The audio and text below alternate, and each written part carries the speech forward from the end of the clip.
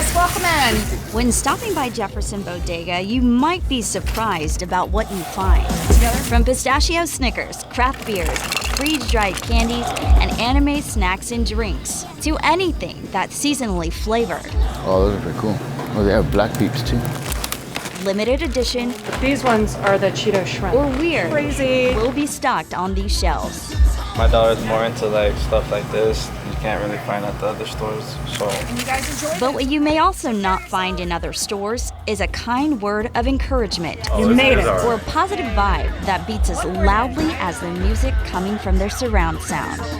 We've said all along, what we're really trying to make here is not about the products. Even though I've talked so much about the products and we're clearly into it, it's really about the experience. We want you to leave here all the time feeling a little better than you walked in. Owners Luke and Lisa Hogan dreamt up the idea after leaving New York City and 22 years in the corporate world. So my husband went to Jeff too, so we know. And coming back to the neighborhood Luke had spent his high school years. I wanted to be like San Antonio's first bodega. Where I grew up in New York City, all these stores were bodegas. Many years ago when I was going to Jefferson, and this was like my little corner tiendita. And so I wanted to find a way to, like, you know, people, like, they kind of take pride in their corner store. Wanted to find a way to be unique and have the neighborhood take pride in us. But Jefferson Bodega's products were not always as eclectic. When we first started, we were more traditional. You know, we had the rat traps and the milk and eggs and everything else. So it actually is born of disaster. We started in November 2019, like literally like a month before COVID started hitting. It was probably the worst time ever to start a business that's very physical. I had to find a way to source toilet paper. And I started writing international. I was using Google Translate. I was reaching out to anyone that made any kind or shipped products all around the world. Once COVID cooled, the bodega no longer needed their international connections for the basics. And so I wrote to the same people and I was like, well, what else you got? Some of them said I have a bunch of Japanese Kit Kats. Other ones said I had drinks. I said, let's give it a try, and here we are. Dak is chicken, bull is hot. So it's a spicy chicken. And so we like this concept of what we call like pleasant surprises. And it's to counter kind of all the negative surprises that we've had for the past couple years. And boy, have there been plenty of negative surprises. But these are all done by relatively small businesses. International finds while still promoting local products.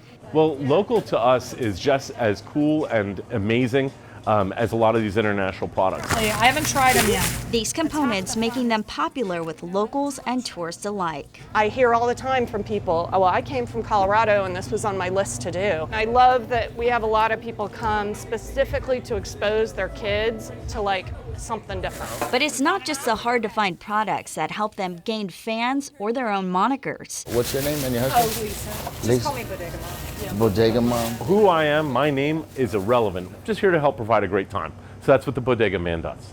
And that's what Bodega Ma sort of oversees. We call our people Bodega Fam. How's everything? We've really built this connection with our customers.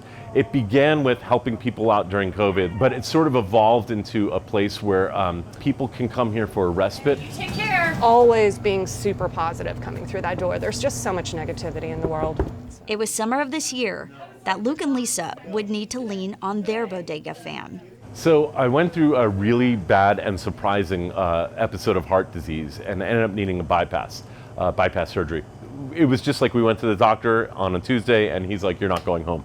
So it became a whole ordeal, and indeed we had to stop the bodega train for a minute. Closing up shop, the two got a response on social media from their customers, but it was nothing like they expected. When we posted that, you know, I was sick and we're probably gonna be closed for a bit, I expected people to complain about the hours. I really didn't expect hundreds of just amazing comments that like made me cry.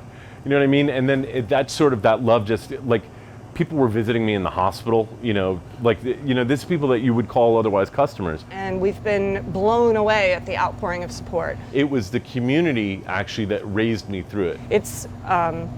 It's been so inspirational just to me. Like, I'm really trying to be a positive force for other people, but the amount that people have given back to me is incredible.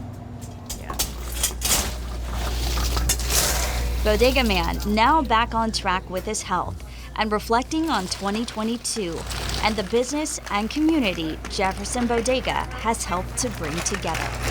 I do. I get really emotional about this stuff because, again, this is like, we never had these moments in corporate. We never get to, like, you know what I mean, make that kind of a connection. Like, I mean, you have good meetings, you know what I mean? Like, you have really good presentations and stuff.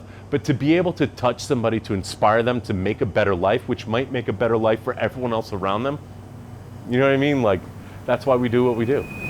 It's been probably the most rewarding thing I've ever done. Audrey Castelloreno, KENS 5.